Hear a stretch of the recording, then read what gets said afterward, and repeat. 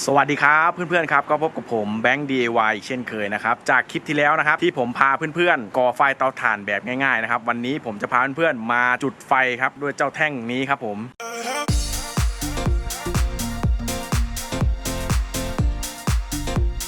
ตัวนี้นะครับคือแท่งแมกนีเซียมนะครับหรือแท่งจุดไฟนะครับที่ใช้สำหรับเดินป่าซึ่งจุดยากมากนะครับทำไมเราไม่ใช้ไฟแช็กล่ะนะครับก็อย่างว่านะครับเวลาเข้าป่ามันก็ต้องทำอะไรยากๆใช่ไหมครับอย่างเช่นตั้งแคมป์ตกปลานะครับหรือเข้าป่าลงป่าเงี้ยถ้าพกเจ้าแท่งตัวนี้ไปนะครับยังไงปลอดภัยกว่าไฟแช็กแน่นอนครับผมจะเป็นยังไงนะครับรบกวนติดตามรับชมคลิปนี้ให้จบด้วยนะครับไปจุดไฟกันเลยฮะไปเลยกด Subscriber ที่มือถือของท่านพร้อมกับกดรูปกระดิ่งอีก1 ทีนะครับเพื่อไม่พลาดการแจ้งเตือนคลิปใหม่นะครับโอเคครับโอเคนะครับเรามาว่ากันด้วยเมื่อสักครู่นี้นะครับที่ผมบอกว่าพกเจ้าแท่งแมกนีเซียมเนี่ยปลอดภัยนะครับกว่าไฟแช็กยังไงนะครับก็คือว่าไฟแช็กนะครับมันไม่ถึกและทนเหมือนเจ้าตัวนั้นไงฮะเนี่ยเดี๋ยวผมจะให้ดูนะครับขนาดนี้นะครับลมค่อนข้างแรงนะครับนี่นะครับจุดไม่ติดเลยนะครับนะติดแล้วมันก็จะดับนะครับเพราะลมแรงมากเลยนะครับก็ไฟแช็กจุดง่ายกว่าแน่นอนครับแต่สมมติว่ามันตกน้ำล่ะตกน้ำดึงขึ้นมาเนี่ยโอ้โหกว่าจะจุดได้นี่หรือไม่ก็พังไปเลยนะครับกว่าจะจุดได้นะครับเราต้องเอาไปถูกับกางเกงจนมันแห้งครับเหม่อถูไปถูมาหัวหลุดพังเรียบร้อยครับผมจุดไม่ได้ครับแต่เจ้าแท่งนี้นะครับมันสามารถจุดได้ทุกสถานการณ์นะครับสมมุติจมน้ำลงไปเปียกนะครับยกขึ้นมามันก็จุดได้เห็นไหมฮะลมแรงขนาดไหนก็จุดได้นะครับดูนะครับนี่นะครับแต่กว่าจะจุดเจ้าแท่งนี้เป็นนะครับมันก็ไม่ได้ง่ายนะครับอย่างที่คิดนะครับก็มีเทคนิคนิดหน่อยโอเคครับเดี๋ยวเราไปเริ่มกันเลยวันนี้มาจุดไฟด้วยแท่งแมกนีเซียมครับผมไปเริ่มกันเลยขั้นแรกนะครับก็เป็นการหาฟืนหรือเศษไม้นะครับที่เราจะก่อไฟนะครับหามาได้เลยนะครับรวมๆกันหลายๆขนาดนะครับเพื่อทำการคัดแยกขนาดของเศษฟืนนะครับเดี๋ยวเราจะไปคัดแยกกันอีกทีแต่ตอนนี้เราเก็บฟืนกันก่อนเลยครับนี่เอาให้หมดเลยครับฟืนใหญ่ฟืนเล็กเก็บมาให้หมดหลายๆขนาดครับเดี๋ยวเราไปเรียงกันอีกที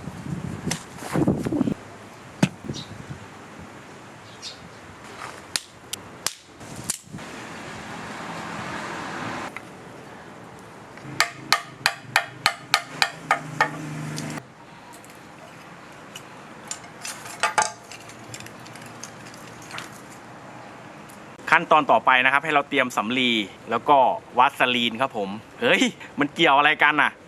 เดี๋ยวคอยดูนะครับการจุดไฟ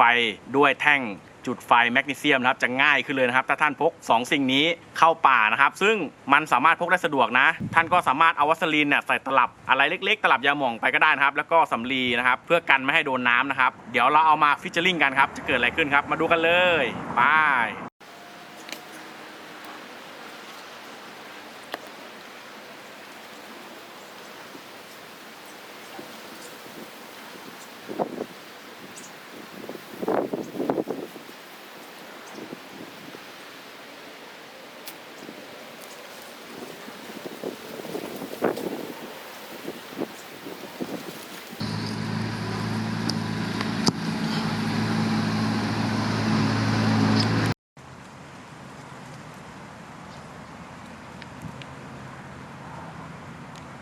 เป็นยังไงกันบ้างครับเพื่อนๆครับกับการจุดไฟตั้งแคมป์ดูสิครับเห็นไหมฮะตอนนี้ลมแรงมากเลยนะครับ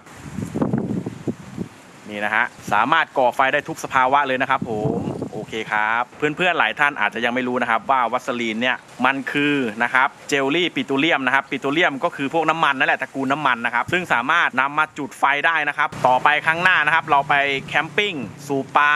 ตกปลานะครับหรือเข้าป่านะครับเราก็นำวัสลีนติดตัวไปด้วยนะครับเพราะว่าวัสลีนนี่ก็ช่วยเรื่องของถ้าเกิดบาดแผลนะครับแล้วเราเอามาทาเนี่ยแมลงในป่าก็จะไม่มาตอมแผลเรานะครับซึ่งไม่ได้สปอนเซอร์แต่อย่างใดนะครับเพราะใช้งานผิดประเภท โอเคครับผม